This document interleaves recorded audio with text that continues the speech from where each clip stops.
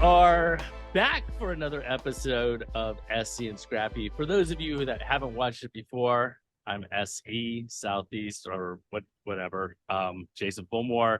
That right there, yeah, Mr. Scrappy, Dr. Scrappy. You didn't get a haircut. Your hair was a little different, though, in the picture I saw. What did they braid it or something? Backyard Brawl, man, braided hair Scrappy made his debut. Long story short, we were sitting in the Airbnb. If you guys can't tell, I was coaching this weekend. That's why my throat's a little raspy. But we were sitting in the Airbnb, and Greta Garbazovas just started grabbing on my hair. And by the time I realized what was happening, I was getting my hair braided, which actually, I'm not going to lie, I think I looked halfway decent my hair braided. So don't be surprised if at tournaments now we got the 4 braids going. Do not be surprised. All I know is I looked at the picture of you and your crew, and like I'm looking at it going, did he cut his hair? I couldn't tell. So, but I was wondering if you hadn't braided it, because I mean I saw you today, and it's back to its normal back to its normal volume. All right. But next week's episode, my hair will be cut. So when I go up to Jersey, I'm going to my barber that I know. All right. So a few things to cover today. Let's start out with the NWCA, National Wrestling Coaching Association Coaches Awards for coaches and staff for this past year. And man, I'll tell you what, it's not often that we obviously in the Southeast have someone who is chosen at such a high level. But Blake Dutton from McAdory High School in Alabama was selected as the boys head coach of the year. And I'm hoping, I've been texting with Coach Dutton a little bit, and we didn't get him on for an interview for this week, but I'm hoping that we're going to be able to reach out to him in the next few days and have him on for next week. He had, if you don't know the story of Coach Dutton, and I'm not going to give it away because we're going to talk to him in the future, but a few challenges this year. McAdory still wrestled absolutely dominant this year, and they won. He was awarded the National Coach Award for the NWCA. On the girls' side, we didn't achieve the level of national, but our Section 3 Coach of the Year, well deserved, don't you think? Oh, absolutely. I mean, bro, Boskin, that's the guy, man. He's been in this game for years. I remember wrestling for him. Hey, if you know, you know. Higher Calling Wrestling Club. I wrestled for him with them at a couple of dual events. Man, he deserves it. He's a hell of a guy too. So very deserving of the award. Yeah. So Coach Boskin, I'm not sure exactly how you say it. I believe it's Boskin. I do believe it's Boskin. Cleveland girls are on fire. Cleveland, Tennessee. Yeah. Absolutely. And you know what? They have gone from not having a program to being one of the best, if not the best program, not only in the state of Tennessee, but in the Southeast and maybe across the nation. So from 0 to 60, they're moving 100 miles an hour. Absolutely. So 2 Georgia's coaching staffs won the Section 3 for the assistant coaching staff for the NWCA. And if you don't know, Section 3 is basically the Southeast. It's basically all of us, the 6 states in the Southeast, plus Louisiana and Mississippi. I think Mississippi is also included in there. Yes, Mississippi is. And 2 coaching staffs on the boys' side, Rockmart won the coaching staff award. On the girls' side, it was Carrollton winning the coaches award. First, was that, I mean, those are 2 awesome coaching staffs, right?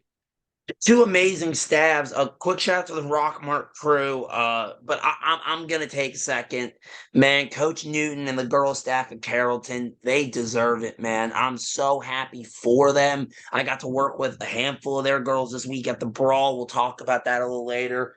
And I've been working with Carrollton's crew for the past couple weeks. Just a great group of people. And on the girls' side, things especially, a group of hard workers that just, they want to scrap. And Newton's a hell of a guy. So I'm happy for them. Like, this is one of those where, man, I'm happy they got it. They deserved it. Yeah, well, and a coaching staff is one of those situations where it's a selfless act, right? I mean, everybody Of kind of course. assumes their role. I mean, I'm looking like I'm wearing the South Dade shirt because we're going to talk about EJ Solis here in a little bit. Vic Balmaceda was the head coach, boys head coach of the year award winner in the state of Florida for South Dade. But look, you don't get to be a dynasty like South Dade or some of the levels of Cleveland and all the different Yeah, places without Duck Reyna at South Dade, or of without course. without so many people contributing. And that is one of the reasons why Rockmart on the boys side was so good this past year, is because they Absolutely. have so many people who are selfless and putting in the time and helping the team achieve that level. For sure, absolutely. No, assistants are a huge part. I mean, and that goes back to even when I was in high school. Guys like Tariq Malik who came back, Cody Parker, Sean Scruggs, Latier Dukes, just different guys who were in and out, especially during Etheridge's tenure when we really needed and we were really trying to make that push. Assistants helped the program out so much because it takes stress off the head coach and allows the head to do overseeing and head coach duties without having to worry about, oh crap, I got 2.5 hours. I got to set section off for practice. Yeah, so actually, we should actually give a tip of the cap to all the coaches out there who do it without a really good staff, because No, oh, the ones that man, do, you have salute. you have got to juggle so much, from scheduling to dealing with this to dealing with that administration, plus doing the work on the mat, getting individuals ready for their role on your team. No, absolutely. That's a tough thing. And a Uh, shout out needs to go to, in those situations, you get a lot of parents who may not know a lot about wrestling, but they step up. And Agreed. to those ones, a shout out and a salute. Because without Agreed. them, their athletes may not be able to compete in the right ways. Just want to No. throw that out there as well, for sure, though. So let's run down. So we have Coach Dutton and Balmaceda, who I already mentioned. In Georgia, head coach of the year for the NWCA was Jess Wilder. And of course, Louisiana, What a shocker. Like Brandon Home Alone. Cernsey. What a shocker. In Mississippi, Coach David Sutherland at Van Cleve. In North Salute the Carolina, Sutherland, man. Hell yeah. it was Eddie Clark at Newton Conover. South Carolina, Chris Brock at Fort Mill, who I believe this was Chris Brock's last year in Yeah. coaching. So Fort That's an end Mill, of an era. yeah. Tennessee, Shannon Sane at Knoxville Halls, who wrestled great. As far as girls head coaches of the year, in Alabama, it was Ronnie Watson from Sparkman. Florida was Mike Freeze from Matanzas. Georgia, it's Coach Newton, as you mentioned before, in Carrollton.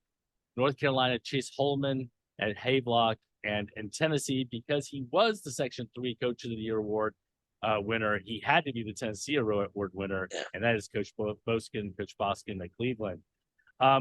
And shout out to all of the staffs that won Staff of the Year: McAdory, South Dade, Rockmart, Jesuit in Yeah. Louisiana, Newton Conover, Father Ryan in Tennessee, Weaver for the girls in Alabama, Matanzas and Carrollton, we already mentioned, Lumberton up in North Carolina, and Northwest High School in the state of Tennessee. Like I don't get really big into awards as far as that goes, but for me, like the Dave Schultz Award winner, the Trisha Saunders Award winners for the individuals, and Yeah. then recognizing the coaches that put in the time. And I so am glad that they recognize the staff of the year, because you can't I do too. you can't get to this level without a really, really good staff. No, Um, agreed 1,000%. I'm happy that, because sometimes staffs, like you said, they're the unsung heroes of a lot of these programs. So it's real good to see that the NWCA takes the time to give them their due and give them their flowers. I agree, and you were right as far as the parents and all the people that just step in and help. Like when I was back when I took my first head coaching job, my only head coaching job at Buchholz High School, I don't know that I was technically the official head coach, because I wasn't on staff at Buchholz. I wasn't a faculty member. So a person who didn't know really anything about wrestling, Kevin White, stepped in and assumed the role so Yeah. that we could continue to have a program, and I would step in and come in and coach. And you know what? There are a lot of selfless people out there who do things like that because They care for the kids. They care for the Yep. sport, and everything else. Agreed. All right, let's make a transition to the U17 Pan American Games. Man, I'll tell you what, Team USA wrestled exceptionally well. But here in the Southeast, we had a couple kids travel over and wrestle for Puerto Rico, and one beat a USA kid to take a gold medal at 60 or 65 kilos. El entrenador Humberto Reina, Puerto Rico. Tercer lugar, José Rubén Arenas Cuadras, de México. Good. How good is EJ Solis from South Bay? Man. So I remember when we were going into Florida State last year. For those who don't know, when I went to go with Jason to the Florida State tournament last year, quick shout out to the guys at Osceola and FHSAA for allowing me to ride with Jason and do work with him. I had never watched EJ Solis, but I had heard the name and I had heard the you hear the tales. But actually, I put my eyes on him. Man, he's a killer, and and just watching him get to work in Florida and now seeing him win Pan Ams, you can see the progression and the development there. It's incredible. He deserves it, man. He's a hell of a wrestler. Yeah, and I think he beat Gabriel Bosia out of Rhode Island. A super good wrestler. I'm not sure we've seen him actually in person. He might have been at Elite Eight once, but you know what? Winning a Pan Am gold is pretty special. And I believe, and I could be wrong, but I believe South Dade might have consecutive Pan Am gold medalists. Yeah, because didn't I believe Sawyer Bartelt won it last year. Yeah, I thought he did too. I thought, I could be mistaken. For Team USA. But man, how many high schools can claim back-to-back Pan Am champs? Yeah, that's that's pretty crazy, isn't it? Yeah, no doubt. No, some. All right, so let's get a transition to something that is related to what I talked about earlier. And actually, Lucas knows no idea what this clip is. So I'm going to show it to him, and we're going to go from there. Let's see. You look at that 1 point for Belgium and their quest to stay in this division. One woman that's really going the extra mile to help her team. Maliga Bumquo of Belgium there in lane 2. She came 7th in the shot put yesterday. And she put on her own Instagram today, hashtag this is not a joke. I am going to run the 100-meter hurdles for my team. It's all about the team points. So Hey, sometimes you do what you got to do, bruh. I'm not even going to try to pronounce that name, but shout out. So for me, that is, I mean, she didn't have to, but evidently Belgium was going to be disqualified as a team from the team points. So as a shot putter, she stepped in and ran the 100 hurdles. God bless her. Better than I. What is the most selfless act in wrestling? Weighing in at one weight class and bumping up for your team to try to not get pinned or whatever. What's the selfless act in wrestling? I'm trying to think. I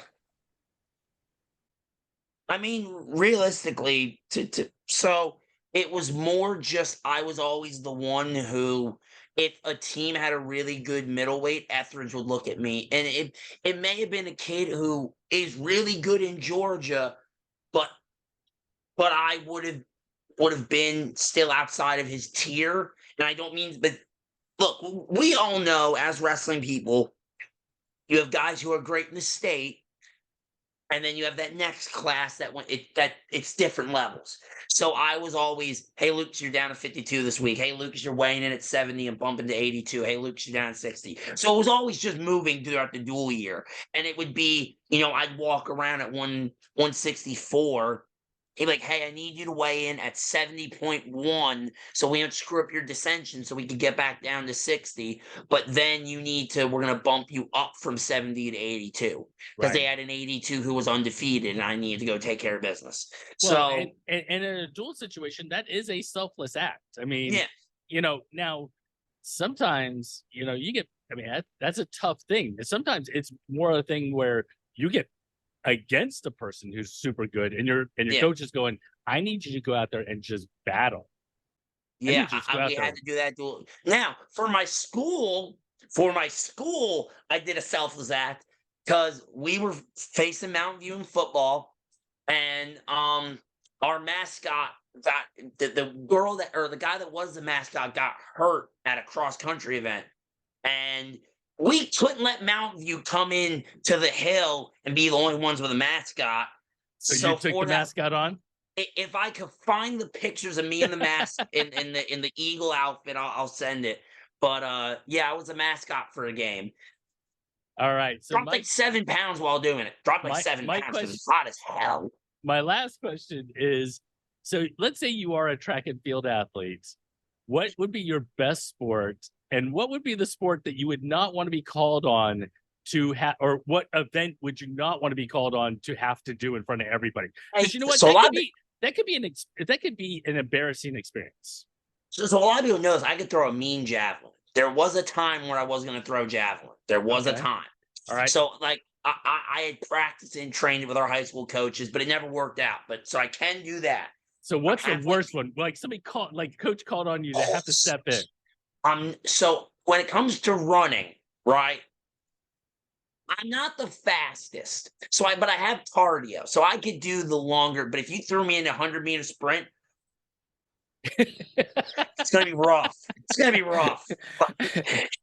Well, I will tell you, if the shoe is on the other foot, I'm not running hurdles. Not unless I can go under them. I'm not going over. I mean, there's no way that's happening. I could go under them. No, you let me just blast right. If you let me blast right through the hurdles. If you let me run through them, we might win the event. But I'm just going to go through them all. Go under them. All right. So. Man's going to knee slide underneath them. So earlier, it wasn't this week. It was last Wednesday, I believe, or Thursday. College coaches officially got an opportunity to contact the wrestlers in the class of 2025. And I've talked to a few of them, not a lot of them. I've talked to a few of them, and some have gotten calls and some haven't gotten calls and that sort of thing. And that's kind of the way things play out. I saw Coach Ayers from Princeton on Twitter. It's like, look, I wasn't a person who got a call, back when I was a sophomore in high school going into my junior year. I wasn't either. It didn't happen, and that sort of thing. And you go on to great things, and there's lots of reasons why kids get calls, right?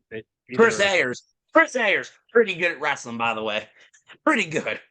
So you get calls because obviously you're on the national level and an elite wrestler, right? But you could also be an elite wrestler and get fewer calls if your grades aren't as good or something along those lines, and schools are like wondering about kind of how you can be as a student. That was me. Yeah, I mean, and also there might be a school that really likes a particular kid, but doesn't go after him because they've got 3 133s in the freaking room, right? Yeah, exactly. And they're like, there's no real reason to go after this kid because he's not going to fit into our lineup very easily based upon who we've recruited in the past. So, yeah. All right. So what we're going to do is we're going to talk. A few months ago or a month and a half ago, I broke down a top 50 of the top 20 of the class of 2025. Yeah. And Lucas gave a little bit of feedback on that. And we're going to go through and talk about some of the kids that we think should be getting phone calls in this class over the next, if they haven't gotten them over the last week, they should be getting them over the next few weeks. Does that work? Agreed. Yeah. All right. So let's jump to, so this is. Hang on. Look at how many tabs this man has open, ladies and gentlemen. Look at the tabs. That's only one of the sheets too. Oh, good Lord. All right. So for me, this was 16 through 25. And this was done back before Jules happened this summer, before Southeast Regionals happened. So that might inform in the changing of some of these names on 16 through 25. So what I want you to do, Lucas, is I want you to identify. So these are obviously 16 through 25 who I think are important. Who are some kids who fell in this kind of range for you that I didn't have on my list? So in this group, I had Mance at 16, Cy Fowler in at 18 for me. We agreed on guys like Patterson, Askew, Bonds, Rourke. I had Fritz and Paradon also in my top 25. Let me tell you something. I like Connor McCloskey, and I know that he may not have the same national recognition as some of these guys, but man, that kid's going to be a good wrestler for somebody. I don't know who's going to snag him, but whoever gets him in their room, they're going to get a good one out of him. I think he's a little under the radar for sure. So let's talk a little bit about Bradley Patterson. And I'm going to flip Team back. Fat and Scrappy member, Bradley Patterson, you mean. Team Fat and Scrappy member, Bradley Patterson. But he's excelling at 6 and 13 and down at some smaller weights. Does he need to wrestle? I mean, right now he's only going to be a rising junior. Does he need to wrestle 2026 to kind of really get on some radars? Me and him actually already had that conversation, actually, funny enough, where he needs to get bigger and he's trying. That kid, he reminds me a lot of Logan Ashton, where he's really good. He just can't get bigger for the life of him and trying everything. So he's even said that. Him and his dad and I have talked, and we both, it's been, hey, he's just got to get bigger. And, and Coach Wilder's made the same type of comments, like, you just got to get bigger. But, yeah, I think he's one of Georgia's best kept secrets because a lot of guys don't know who he is. Yeah. Yeah. Well, and I mean, he's super dominant down low. The question is, if you go to 20 or 26, that might be a different story. All right. So let's now flip over to who were my 6 through 15. And in this group, obviously we see EJ Solis, who we just talked about winning the Pan American gold medal. Once upon a time, you made a comment that Jacob Levy was way too low. Yep. And how valuable is a heavyweight? Like, is that somebody who's getting a real phone call? He should be. And we know he posted that Purdue gave him a phone call. To me, I think NC State gave him a phone call. Yep, NC State. So obviously he's getting those phone calls, and the kid deserves it, man. He's one hell of a wrestler and a hell of a worker. Working with him at Carrollton, the type of work he puts in, he deserves it. He is a stud. And, you don't want to look too far ahead in the future, but you want to talk about heavyweights in the Southeast that I think can make a run at an All-American and national title years down the line. I think he's got to be in that conversation. I think he has to be. Absolutely. So one of the kids that I want to bring up Logan Paradise, and the reason I want to bring up Logan is he was at Baylor. He's no longer at Baylor. He missed sophomore year. I'm sure, he went and wrestled some opens and things like that. I'm sure most of the college coaches already know who Logan Paradise is, and that's not really much of an issue. But does having that gap, does it hurt you with some of those college coaches because they maybe don't know? I think it could. I think it absolutely could. Whether it will or not is a different discussion, but I think it could. And me and him have already, and I know the Paradises real well, and we've already kind of talked about that of, do you think that this could affect him long term? And they're great parents and obviously have his best interests at the forefront. So, and they know what they're doing, but it is a possibility for sure. Well, yeah, and that's why it's important to think about that before you go, and you don't know what you were gonna run into as far as challenges, and I don't know what happened at Baylor and that sort of situation. But we saw Cody Chittum. And the whole thing actually happened, during COVID, where actually lots of kids went away to prep schools and then came home and then didn't wrestle, even though maybe Georgia still had a state tournament. Well, have a state tournament. Everybody still had a state tournament. But those kids, I don't know that national preps happened that year. So I don't think it did.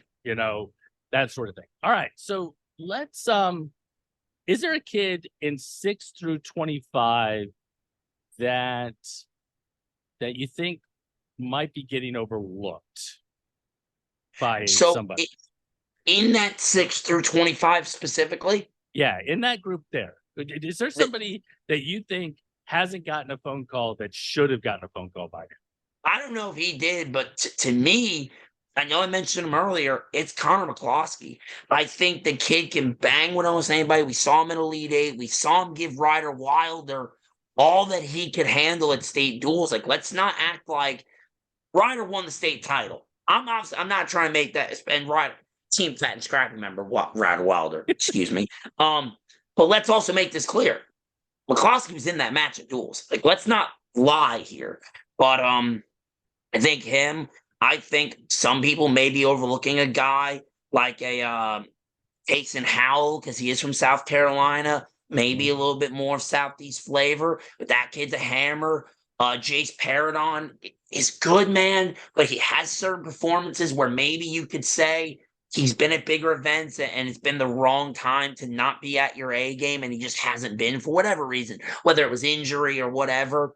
But those are a couple in my mind, and you had him outside of the top 25 and 50, but I really like Ian Fritz out of North Carolina, man. And I don't know why. Something about a couple times I've seen him, man. I just like his game. I like the fact that he's always at 100, where you're gonna get everything of Ian Fritz every time he steps on the mat.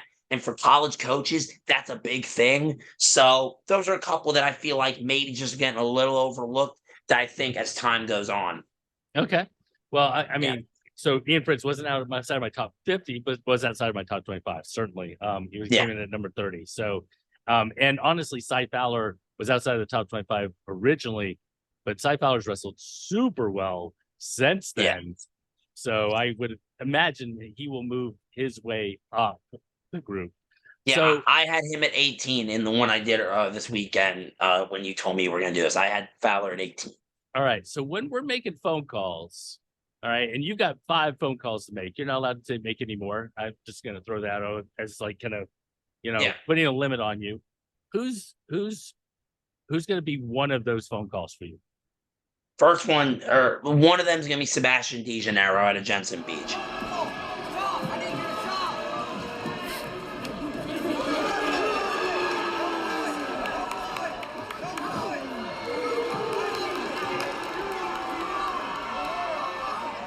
That kid has superstar written all over him. He ticks all the boxes. He's a great wrestler. Him and his family are great people. He's good in the classroom. He's got a personality, even if it is a little bit more in humbleness and not as loud spoken. But he does have a personality. Like he ticks every box you could want in a college. He really, I think, is one of those guys that we're going to look back at. And my first experience with him was at Super 32 when he knocked off Hilton? Yeah, when he knocked off Hilton. That was my first experience of watching him. Like, I knew he was tough. Actually, I'm lying. He was at Elite 8 the summer before. I watched him there, and he wrestled his head off, and then he beat Hilton at Super 32. Yes, that's what happened. So, yeah, I think he's one of my first 5 phone calls for sure. I agree with you.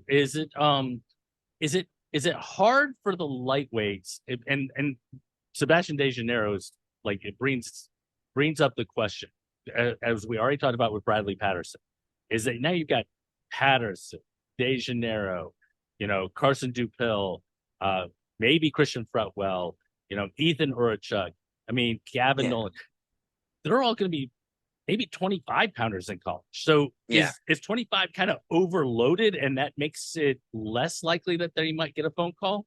I think it makes it tougher for sure. And I don't know if you want to hear this, but with my top 5 that we got, I actually put a school that I think is the best fit for that. Oh, okay. Yeah, let's hear it. And this is, by the way, ladies and gentlemen, I did my best to take grades into account, but I also kind of just looked at lineups.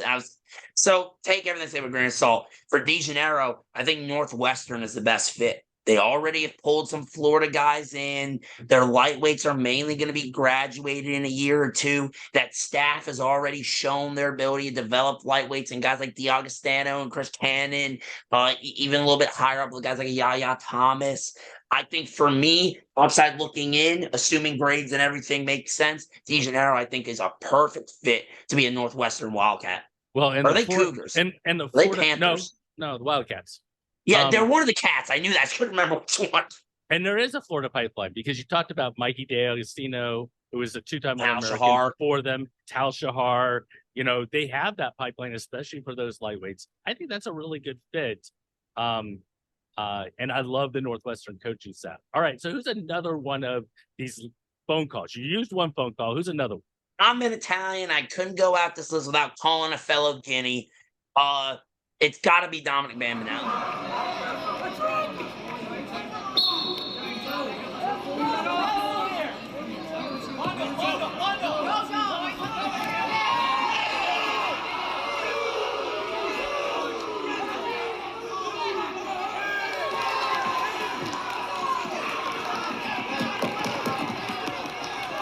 And again, ticks all the boxes, you know, and he's growing. That's the thing, is he's still going to get a little bigger. So we might see him roll into college at a 74, 84 body type, which at his level of wrestling, that body type, while still having his technical prowess, is huge. I agree. And Dominic has wrestled absolutely lights out. He wrestled great at junior duels. He bumped up. We were talking about selfless acts earlier. Yep. Bumped up to help Team Georgia in a couple of situations. I don't know that he took a win. I think he took a loss in this Greco match that he bumped up against, but he was right there. I think he weighed in at 70 and wrestled 82. I mean, that's 12 pounds against some of the best around. Yeah, the highest. Yeah, absolutely. So where is he gonna? Where does he fit in the best? I think he fits in Blacksburg, Virginia as a Hokie. I think he has a good relationship with guys like Henson that have went there. We've seen that staff take these guys that they're on the smaller side when they're younger, but as they continue to grow, a guy like Caleb Henson's a perfect example. Smaller in high school until basically his senior year when his body developed in the right way, and they use that to their advantage in developing him and then getting him back down to a real comfortable weight. I think the same thing can happen with a guy like Dom Bambinelli, and I know he's a smart little cookie, so I think V-Tech is a great fit for him. All right, so you've used up 2 phone calls. Who else are you giving a phone call to? Next phone call has got to go to CJ Torres. Has to go there.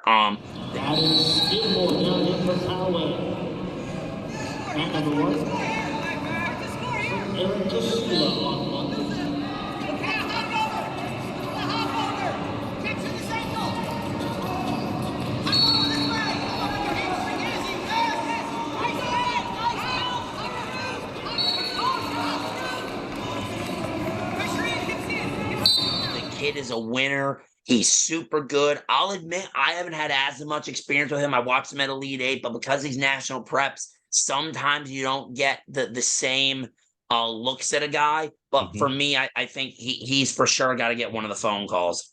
And where is he? Is he going to go back home? So just for anybody who doesn't know, like CJ Torres is originally from Illinois, went down to Lake Highland Prep, is currently at Lake Highland Prep. Does he head back up to Illinois, or you see him somewhere else? So I actually didn't know that he was from Illinois.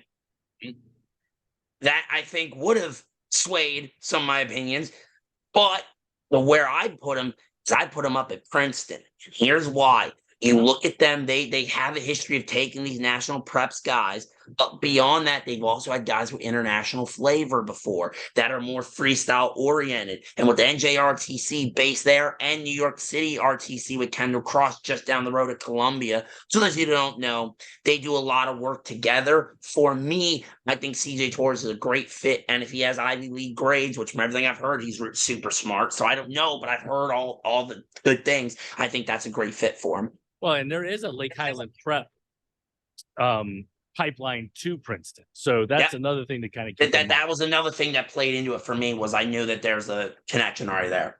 All right. So you got 2 phone calls left. Cooper Hilton's got to get one of them, man.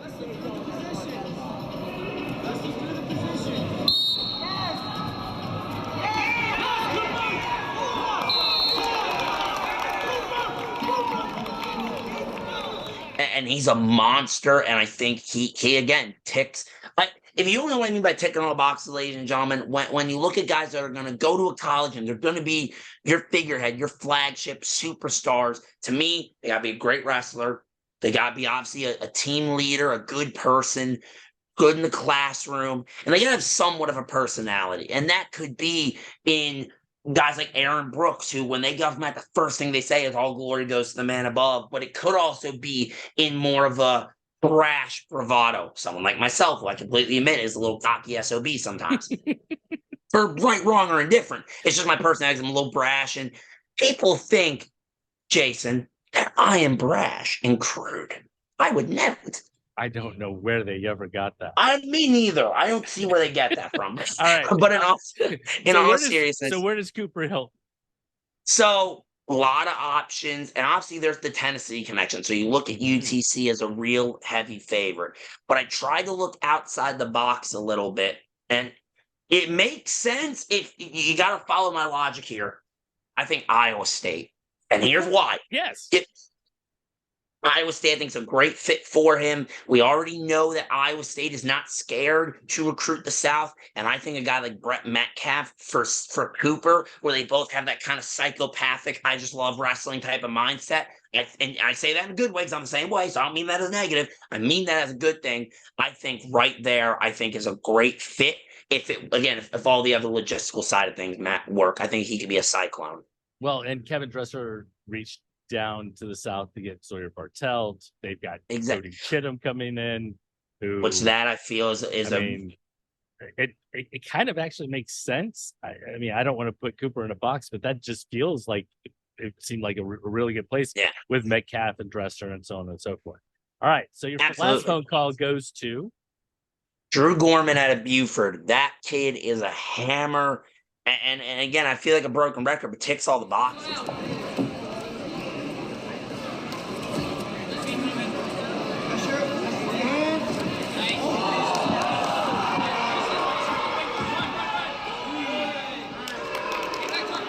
Personality, him and his family, his dad is an awesome guy. The dude is a wrestler, can do everything at all three facets of the game, good in the classroom, and as a team leader, the kind of guy that you can put the weight of a team on, Drew can handle that and then some. And I also know that, again, if you're looking at these types of guys, that is going to come into play is who can come into the room and be a leader and lead by example. Drew Gorman is that. All right, so where? So this one is a little interesting because of his connection with James Green.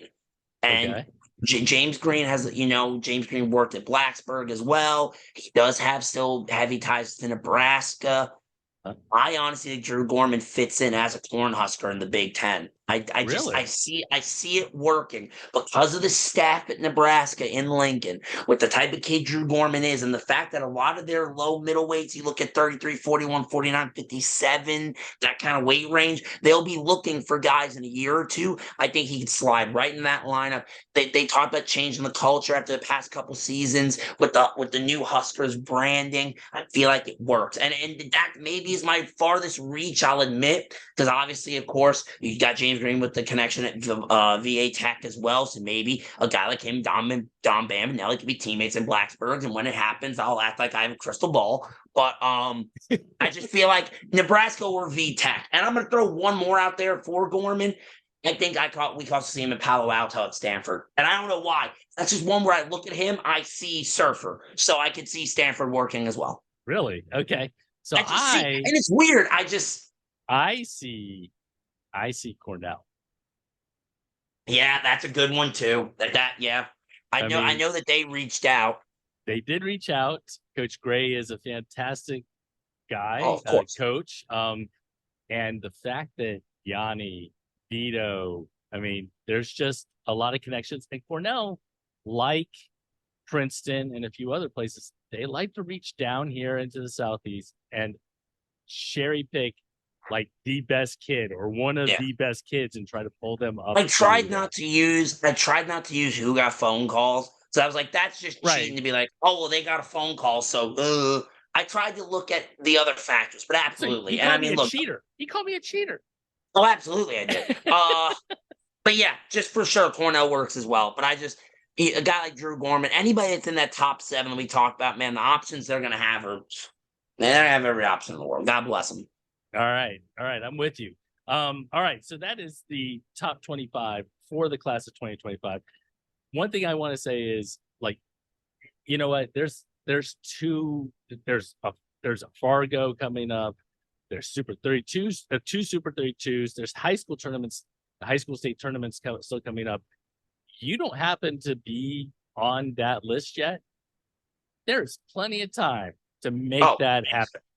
And for sure. Just because it hasn't happened yet doesn't mean anything. You have an opportunity to go out, make a name for yourself, and So last person I'm going to say is Max Norman, who I love the work ethic, goes out and competes every single time. If I have an opportunity and I'm a college coach, he's a kid I'm calling because he just seems like somebody that can step in and get the job done. So anyway, all right. Max Norman was number 7 on my list. Right there with you. I agree. Hell of a wrestler. All right. So let's transition to a recap, and this will be our last section for this week's show. Let's give a quick rundown of kind of what happened down at Disney. Now, I know you said you paid a little attention to what was going on. Anything stand out to you before I kind of go through this list? I know MF won on the girls all-star side. I know that. Okay. But I don't know which team was because Charlie has 39 teams. And also, speaking of Charlie, salute and a freaking tip of the cap to him winning AAU Coach of the Year. Agree. Man, if y'all don't know Morris, that's like fam to me. I've known him for basically as long as I've been down here in the Southeast. He's a Brooklyn boy, just like me and my parents. Man, I love him, man. He deserves it. Deserves all his flowers for everything he does for not only the wrestling community, but outside of it with training even other athletes, man. Just absolutely big tip of the cap. Absolutely. I love that guy. Yeah, so he was awarded Coach of the Year. Was it Coach of the Year? Yep, AAU Coach of the Year. Yep. Yeah. So, all right. So one thing that's interesting about Disney Duels or AA Scholastic Duels or whatever the heck Disney Duels. Disney Duels. They could hold this thing in Nuremberg. I'm still calling it Disney Duels. I don't care. Is that there are so many divisions. There's an all-star division. There's a developmental division. There's a community division. There's lots of kids wrestling, lots of kids with lots of connections, particularly Georgia and Florida schools. I think that I saw a couple of Alabama kids there. I'm sure North Carolina, they had Raw down there from I know Raleigh was down there. But if you look across the thing, there's so many kids. There's absolutely no way to hit on everyone. And this isn't a slight on anyone. These are just, as I was looking through and kind of picking out different things, a couple of things that stood out. First thing that stood out, Ryder Wilder, I think he might have gone like 18-0, wrestling for Camden in the All-Star division. And then they wrestled as their team again in the whatever team division. So dominant performance by Ryder Wilder. He wrestled fantastic. Same thing could be said for Jose Gutierrez of Doral Academy. He wrestled great. Let's see. Bradley Patterson also was really dominant. CJ Duran had himself an undefeated performance as well in the community school division. Did he? Okay. Yep. Quick shout out to him. And shout out to Social Circle, who took second, I think, in their division. Wrestled exceptionally well. And right after all that happened, I got a couple of direct messages about Landon Williams. Not sure who Landon Williams is from a couple of college coaches. And I'm like, yeah, you might want to keep an eye on Landon Williams. Georgia kid who is super good, super talented. I for sure know who he is. Beat Damian Soto, who is a Florida runner-up at 220, bumped up from 195, beat him 4-3 in a really good match. Tip of the cap to the West Forsyth crew out of Georgia. Danforth had a win over Jace Paradon, who we talked about earlier. Yeah. 5-4. In a great match. And I don't know that I actually saw that one. I was watching a bunch of different. I got sent the video by one of the West parents. I got sent the video. And then on the girls, before we go to the girls' side, one match that kind of popped out was Elijah Penton beating Conlon Weaver, I think 5-3. Penton, if you don't know, won a Florida State title, won the knockout. Conlon obviously looks like he is doing much better after having some ankle, like a bum ankle at the end of the high school season. He had an ankle injury. Yeah, now wrestling. Yeah, no, and Tank's a killer. Yeah, Tank's one of those guys too, for sure. And then on the girls' side, Marissa Borelli was dominant. Tedesco from Lake Gibson wrestled exceptionally well. Cheyenne Cruz.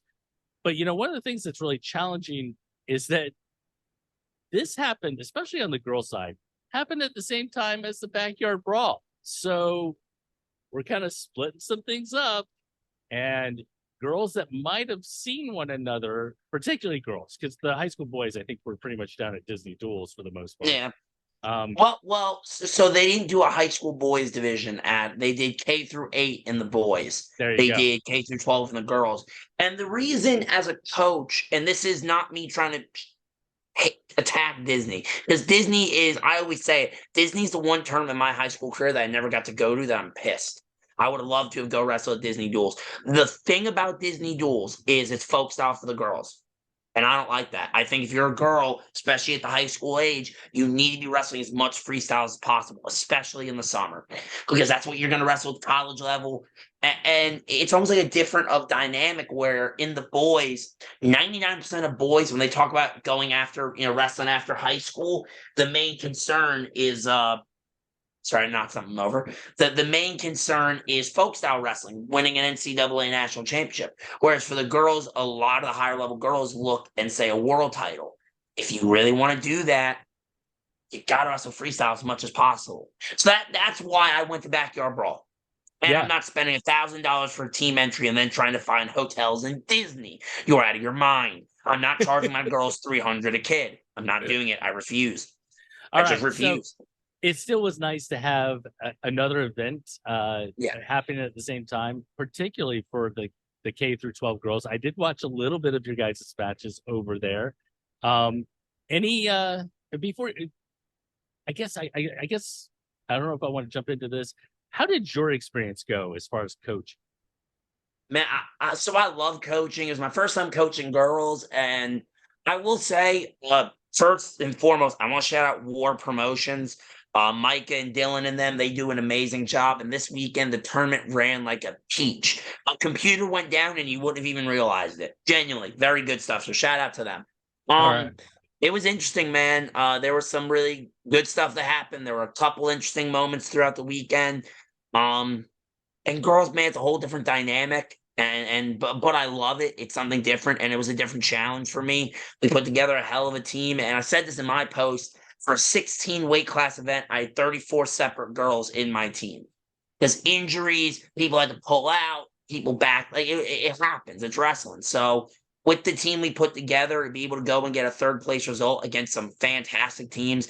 Bison had a lot of killers down low. Mayhem and Backyard Brawlers. You had girls like Evelyn Holmes, Michaela Newland, like just killers up and down. Mayhem wrestled good.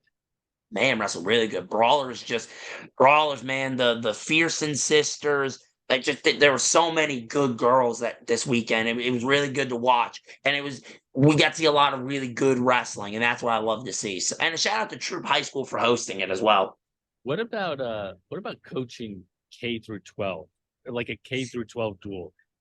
It's odd because so we had a girl named Sadie Lopes who didn't know how to speak yet. She was our 45-pounder. I taught her how to shoot Friday morning. She is Sierra Lopes of Carrollton's little sister. Okay. So I was like, hey, I need a 45. I need a baby because there's going to be forfeits. So Mr. Lopes reached out. There was one match where she wrestled a girl who weighed in at 28 pounds, and it was adorable. It was adorable because thank God Sadie didn't know how to wrestle, so they kind of just ran into each other, hugged each other, and Sadie put her to her back. So no one got hurt. Thank God. That scared me because I saw the weigh-in sheet. I was like, please tell me that's a mistake. She weighed in at 28. And that's like, nope. Too light. Yeah, nope. Gap was like, nope, she weighed in at 28. But the thing is, it was Lady Reapers, and one of the coaches was her dad.